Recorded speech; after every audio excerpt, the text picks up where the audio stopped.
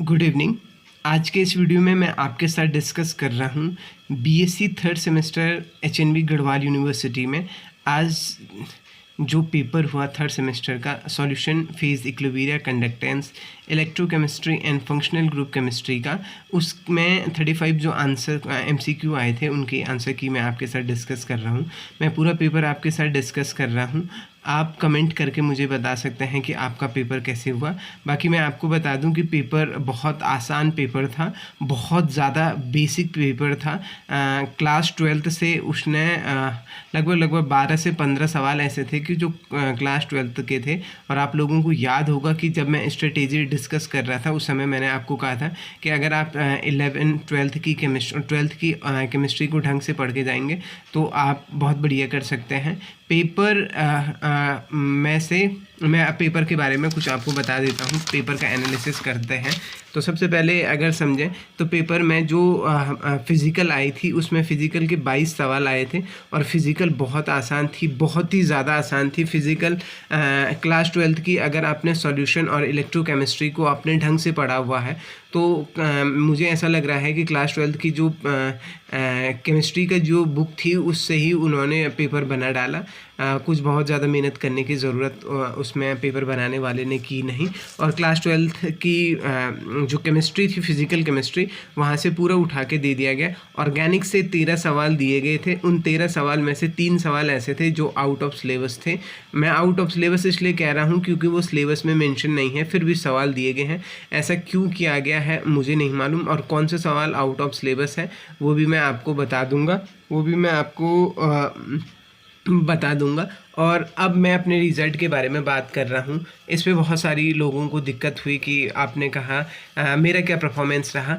जो मैंने एमसीक्यू बनाए, जो डायरेक्ट एमसीक्यू पे मैंने कुछ वीडियो बनाई थी, उन वीडियो में से 10 सवाल ऐसे थे जो डायरेक्ट एमसीक्यू से आए हुए थे, वो मैं आपको 1 बाय 1 दिखा दे रहा हूँ। और जो मैंने एमसीक्यू के अलावा वीडियोज़ बनाई थी, जैसे मैंने फेज़ रूल पे कोई एमसीक्यू टाइप क्वेश्चन नहीं बनाए थे, लेकिन मैंने फेज़ रूल पे phase diagram of water discuss कर रखा है, phase diagram of sulphur discuss कर रखा है, मैंने वो डिस्कस कर रखा है, degree of freedom, Gibbs phase rule, वो सब डिस्कस कर रखा है। जैसे इस तरीके के जो वीडियो है, या फिर एमाइंस की मेथड ऑफ प्रिपरेशन है, केमिकल प्रॉपर्टी है, या कार्बोक्सिलिक एसिड है, इन पे मैंने वीडियो बना रखे हैं। उन वीडियो से मेरे 15 सवाल आ रखे हैं। तो कुल मिला के अगर देखा जाए तो 35 में से 25 सवाल ऐसे थे कि जो वीडियो के कंटेंट से आए हुए हैं, और 8 करीब ऐसे सवाल मुझे ऐसे लगे कि जो डायरेक्टली क्लास 12th लेवल के थे और उनको भी कंसीडर किया गया है।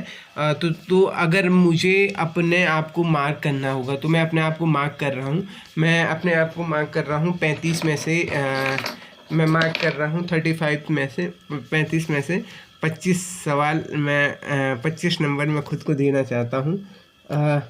और अगर मुझे कहा जाए कि आंसर की डिस्कस करनी है अगर आपके साथ, तो मैं उस आंसर की को डिस्कस कर देता हूं। तो आते हैं हम पहला सवाल जो था, the solubility of solute depend on. Solubility जो सॉल्यूट होती है उसकी सॉल्युबिलिटी किस पे डिपेंड करती है। ये क्लास 12th का क्वेश्चन है, क्लास 12th की केमिस्ट्री से उठाया हुआ सवाल है। क्योंकि अगर आप देखेंगे बीएससी थर्ड सेमेस्टर की केमिस्ट्री में राउट लॉ का थर्मोडायनेमिक डेरिवेटिव से शुरू होता है, तो इस तरीके का क्वेश्चन यहाँ पूछने का कोई मतलब था नहीं। खैर, तो उन्होंने क्लास 12 से ये पूछा हुआ था, the solubility of solute depend. Option A था टेम्परेचर, हाँ टेम्परेचर पे सॉल्युबिलिटी डिपेंड करती है। कंसंट्रेशन, हाँ कंसंट्रेशन पे भी डिपेंड करेगी। साइज़ पे भी डिपेंड करेगी। और यहाँ पे जो मेरे हिसाब से जो करेक्ट आंसर होना चाहिए वो ऑप्शन नंबर डी होना चाहिए, ऑल ऑफ दी अबव। क्योंकि सॉल्युबिलिटी क्या होगी, कोई चीज़ कितनी घुल रही है वो टेम्परेचर पे डिपेंड करेगी। ज़्यादा टेम्परेचर होगा तो घुलना तेज़ हो जाएगा, और कंसंट्रेशन कैसा है उस बात पे भी डिपेंड करेगा। आपने अगर बहुत ज़्यादा कंसंट्रेशन कर दिया है तो कंसंट्रेटेड सॉल्यूशन कर दिया गया, सैचुरेटेड सॉल्यूशन बना दिया है, तो उसकी कंसंट्रेशन तो कम, उसकी सॉल्युबिलिटी तो कम होगी। तो पहले का करेक्ट आंसर है ऑप्शन नंबर डी, ये क्लास 12 से पूछा हुआ सवाल है। दूसरा सवाल है concentration of solute can be expressed in option number A mole fraction, molality और option D all of this. तो अगर आप देखेंगे क्लास 12 की केमिस्ट्री का फिर से एक और सवाल उसने उठा के दे दिया है, ये यूनिट ऑफ कंसेंट, और इस पर तो मैंने वीडियो भी बना रखा है और वीडियो प्लेलिस्ट में भी है, आप प्लेलिस्ट चेक करके देख लीजिए। तो यहाँ पे correct answer all of these है और क्लास 12 का सवाल है। एज फिर से आ जाइए, ये सवाल है मास परसेंटेज पे सवाल है, और अगर आप बीएससी थर्ड सेमेस्टर का सिलेबस देखेंगे तो मास परसेंटेज पे तो कहीं कोई सवाल ही, मास परसेंटेज का तो कोई जिक्र ही नहीं है। यहाँ पे पूछा हुआ है कि 100 ml एक्वस सॉल्यूशन है, 10% NaOH सॉल्यूशन में NaOH कितना होगा, तो 10 ग्राम होगा, क्योंकि 90 ग्राम वाटर में 10 ग्राम जब NaOH को जोड़ेंगे तभी वो 100 ml बनेगा। तो इसीलिए यहाँ पे आपका करेक्ट आंसर है ऑप्शन नंबर ए, ये भी क्लास 12 का सवाल है। चौथा सवाल, भाई इससे ज़्यादा बेसिक सवाल और इससे ज़्यादा सरल सवाल आपको कोई क्या दे सकता था। क्लास 12 का फिर से सवाल है और पहले ही चैप्टर से, दूसरे चैप्टर से सवाल है 12th का। The property of that depend on the number of solute particle on A solution and not upon the nature of particle. अब मैंने ये कहा भी होगा कि वीडियो भी है इस पर। कॉलिगेटिव प्रॉपर्टी वो प्रॉपर्टीज़ होती हैं जो नंबर ऑफ पार्टिकल पे डिपेंड करती हैं, जबकि उनकी नंबर ऑफ सॉल्यूट पे डिपेंड करती हैं, उनके नेचर पे डिपेंड नहीं करती हैं, उनको कोलिगेटिव प्रॉपर्टी कहते हैं जी। आगे बढ़िए जी। ये रिएक्शन अगर आप वीडियो खोलो, अभी भी जाओ और वीडियो खोलो कार्बोक्सिलिक एसिड पे, तो मैंने HBZ रिएक्शन डिस्कस कर रखी हूँ। अब ऐसा तो होगा नहीं कि डायरेक्ट वही सवाल आपसे पूछ दे कि जो मैंने वीडियो में बताया था, पर मैंने HBZ रिएक्शन आपको समझाई थी, और अगर आप वीडियो देखेंगे तो वीडियो में भी इस सवाल को जिक्र किया गया है। तो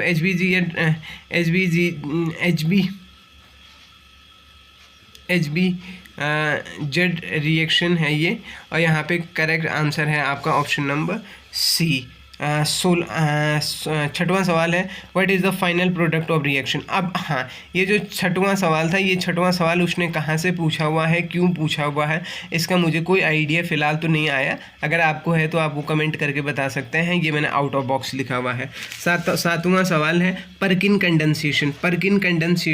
और अगर आप देखेंगे तो ये सवाल फिर से आपको, वैसे तो ठीक है भाई, परकिन कंडेंसेशन में कंडेंसेशन रिएक्शन होती है कार्बोनाइल कंपाउंड की, लेकिन कार्बोनाइल कंपाउंड तो सिलेबस में है ही नहीं। सिलेबस में क्या है, कार्बोक्सिलिक एसिड और क्या है, कार्बोक्सिलिक एसिड और उसके डेरिवेटिव है, तो वहाँ परकिन होने का मतलब ही नहीं था, लेकिन फिर भी उसने परकिन पे सवाल पूछा हुआ है। तो ऑप्शन नंबर ए इसका करेक्ट आंसर है। एसिड एनहाइड्राइड परकिन में क्या होता है, आपका एज ए रिएजेंट यूज़ होता है, तो करेक्ट आंसर ऑप्शन नंबर ए है। 8वां सवाल है, हाँ भाई अगर आप इसको चेक करेंगे अमीनो एसिड और डाइजोनियम सॉल्ट की में से, वहाँ पे मैंने क्लियर बोल रखा था है, इस रिएक्शन का नाम है HBAA रिएक्शन। इसमें क्या होता है, एमाइड की रिएक्शन Br2 और किसी एल्कली के साथ की है तो प्राइमरी अमाइन बनता है, और इसको होपमैन ब्रोमाइड अमोनोलिसिस इस रिएक्शन को कहते हैं आप। होपमैन ब्रोमाइड रिएक्शन है ये वाली रिएक्शन, नेम रिएक्शन है, बहुत फेमस रिएक्शन है। Br2 और एल्कली की कंडीशन है एमाइड से, और वो क्वेश्चन कैसे डिस्कस हो रखा है, ये इस क्वेश्चन को मैंने कैसे पूछ रखा था कि एमाइड से एमाइन बनाने के लिए किस रिएक्शन का इस्तेमाल होता है, HBZ रिएक्शन, और वही रिएक्शन उसने पूछी हुई है। इससे सरल क्या सवाल दे सकता है। तो क्वेश्चन नंबर 8 का option number A correct answer है। ओके जी, क्वेश्चन नंबर 9 पे आ रहे हैं हम। फिर से ये थोड़ा सा मुश्किल सवाल था, हाँ मैं इस सवाल को मान रहा हूँ मुश्किल सवाल था, पर इसका जो करेक्ट आंसर होगा, यहाँ से HCl को बाहर निकाल दे रहा हूँ मैं, मेरे हिसाब से ऑप्शन नंबर ए लगा रहा हूँ, मैं उस पर श्योर नहीं हूँ। 9th पे 9वें वाले पे ये जो सवाल है, ये सवाल अगर आप देखेंगे MCQ अभी भी खोल के देख लीजिए, डाइजोनियम सॉल्ट और एमाइंस वाले जो MCQ होगा, वहाँ पे मैंने कहा था कि HNO3 के साथ अगर आप रिएक्शन करते हैं तो यहाँ पे मेटा डायरेक्टिंग हो जाता है, लेकिन अगर इसी की जगह पे आपने यहाँ पे एसिटिक वो होता है ACO होता, तो यहाँ पे इसकी कंडीशन बढ़ जाती है, वो पैरा डेरिवेटिव होगा, लेकिन अभी फ़िलहाल यहाँ पे करेक्ट आंसर मेटा डेरिवेटिव होगा। Option number C correct answer है। अगर आप देखेंगे ये रिएक्शन थी, इस रिएक्शन का नाम काबिल अमीन रिएक्शन है। भाई प्राथमिक अमीन क्लोरोफॉर्म NaOH, कक्षा 12 का सवाल है, इससे ज़्यादा सरल ऑर्गेनिक केमिस्ट्री का सवाल कोई आपको दे नहीं सकता है। प्राथमिक अमीन की रिएक्शन क्लोरोफॉर्म और NaOH के साथ करने पे आपको एक दुर्गंध वाला पदार्थ मिलता है, आइसोसाइनाइड मिलता है। इस पे वीडियो भी बना रखी है केमिकल प्रॉपर्टी ऑफ एमाइंस पे, अभी भी आप चेक करके देख सकते हैं, तो वहाँ पे भी ये वीडियो आपको मिलेगी। यहाँ पे option number D correct answer है। 12वां सवाल है, 12वां सवाल गलत दे रखा। पहली बात तो मैं आपको ये बता दूं, ये सवाल गलत है। ये सवाल गलत है इसलिए यहाँ पे बेस नहीं होगा, यहाँ पे KOH होगा, और ये गैबल थैलिमाइड रिएक्शन है। और गैबल थैलिमाइड जो रिएक्शन है, प्रिपरेशन ऑफ एमाइंस वाली वीडियो को आप चेक कर दीजिए, उसमें आपको गैबल थैलिमाइड रिएक्शन मिल जाएगी। यहाँ पे करेक्ट आंसर ऑप्शन नंबर ए है। वैसे क्वेश्चन गलत है, फिर भी इसका करेक्ट आंसर ऑप्शन नंबर ए है 12वें का। अब आ जाओ जी 13वां का सवाल है, ए मिक्स, हाँ जी, फेज़ रूल वाला इंट्रोडक्शन वाला जो वीडियो, फेज़ पे मैंने प्लेलिस्ट बना रखी है और 4 सवाल लगातार फेज़ रूल से पूछे हुए, एक ही वीडियो से पूछे हुए हैं। अगर आप 6 सवाल फेज़ रूल से पूछे हुए हैं, और मैं बताता हूँ आपको कौन कौन सा है। In the mixer of 1 molar 1 ratio of N2 and O2 the number of phases are, कितने होंगे। जो गैस का मिक्सर होता है वो होमोजीनियस मिक्सर होता है, और वहाँ पे क्या होता है, उसमें कितने फेज़ होते हैं, एक ही फेज़ होते हैं। ये इंट्रोडक्शन ऑफ फेज़ वाले वीडियो में है, प्लेलिस्ट में जाके चेक कीजिए। 13वें का option number A correct answer है। 14वें का in sulphur the phase diagram which are सल्फरबल कौन सी सल्फर में नंबर ऑफ कंपोनेंट कितने होंगे। सल्फर 2 कंपोनेंट सिस्टम होता है सल्फर का, तो फेज डायग्राम भी हमने डिस्कस किया है। ऑप्शन नंबर 2 करेक्ट आंसर है, और इससे ज़्यादा सरल सवाल की आप अपेक्षा नहीं कर सकते हैं। 15वां सवाल है गिब्स फेज रूल।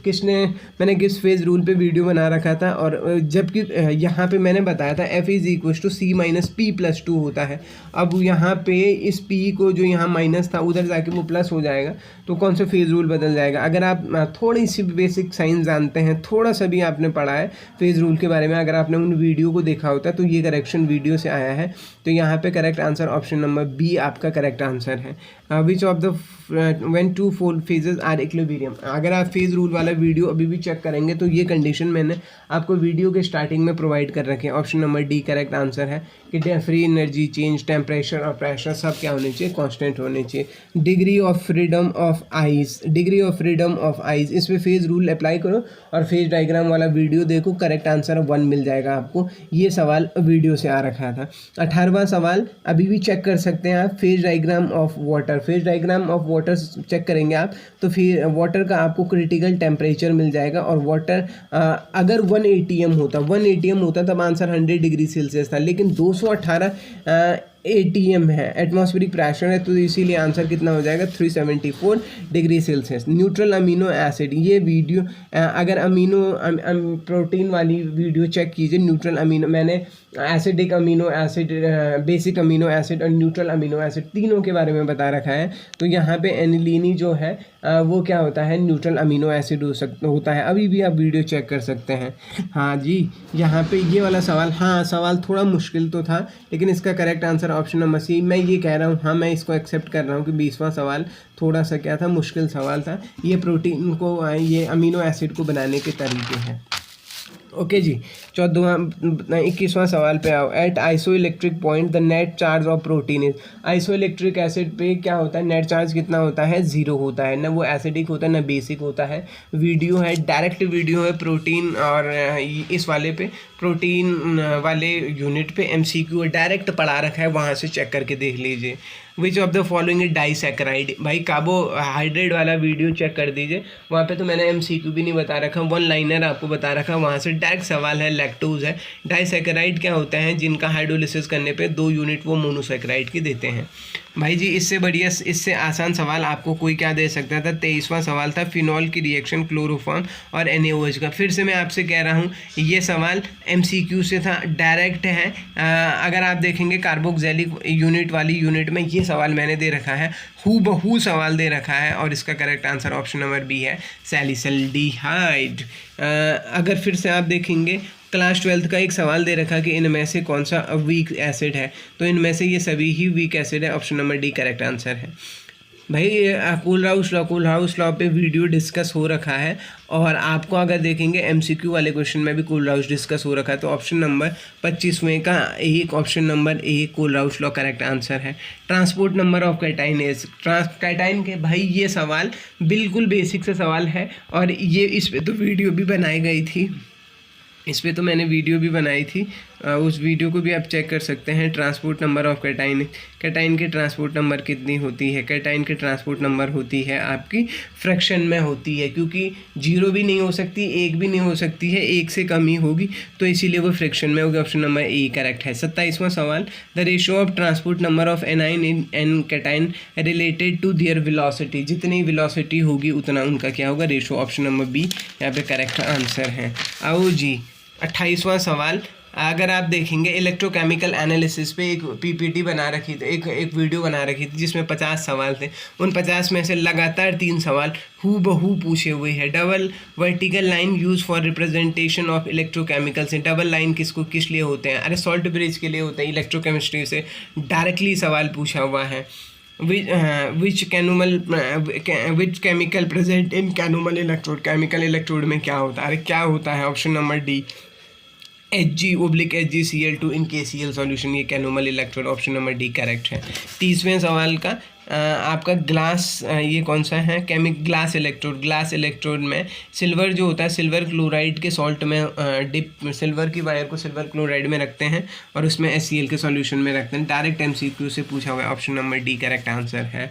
ठीक है जी, ऑप्शन नंबर डी। आओ 31वां सवाल पे आओ। From electrochemical cell which parameter can be determine using Nernst equation. वैसे नस्ट इक्वेशन का इस्तेमाल हम उसके लिए करते हैं, E0 सेल निकालने के लिए, सेल पोटेंशियल निकालने के लिए करते हैं। लेकिन सेल पोटेंशियल से हम इक्विलिब्रियम कांस्टेंट भी निकाल सकते हैं, वैलेंसी भी निकाल सकते हैं, सॉल्युबिलिटी भी निकाल सकते हैं। तो अगर यहाँ पे इक्विलिब्रियम कांस्टेंट अगर आंसर होता तो मैं डायरेक्टली उसे ही टिक करता, लेकिन इसने यहाँ पे सभी ऑप्शन में इक्विलिब्रियम कांस्टेंट की ये जो क्या कहते हैं रिएक्शन का जो इलेक्ट्रोड पोटेंशियल होता है उसकी मदद से आप सबको निकाल सकते हैं। इसीलिए मैं ऑप्शन नंबर डी के साथ जा रहा हूँ। 32वां सवाल, metal then can react with H2SO4। अरे जिंक की रिएक्शन H2SO4 के साथ कर लो, ZnSO4 प्लस H2SO4 निकल जाएगा। Sorry, which metal react with dilute H2SO4? Zinc plus H2SO4 is equals to ZnSO4 plus of H2। Option number A correct है। Which of the following metal oxide H2? Class number 12 का सवाल है, देख लीजिए।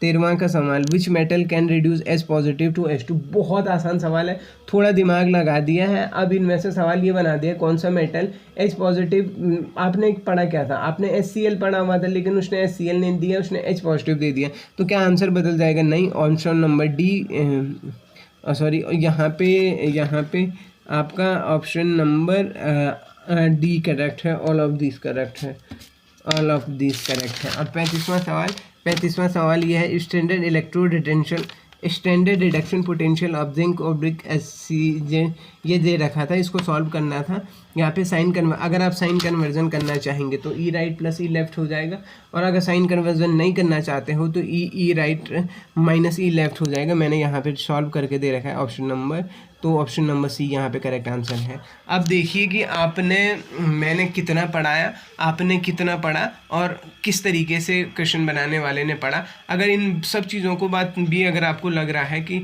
मेरे पढ़ाई में से नहीं आए, तो आप भी आप कमेंट करके बता सकते हैं। आपको जो करने का मन हो आप वो कर सकते हैं, और अगर आपको लगता है कि मैंने मेहनत की थी, मैंने काम किया था, तो वो आप उसको भी बता सकते हैं।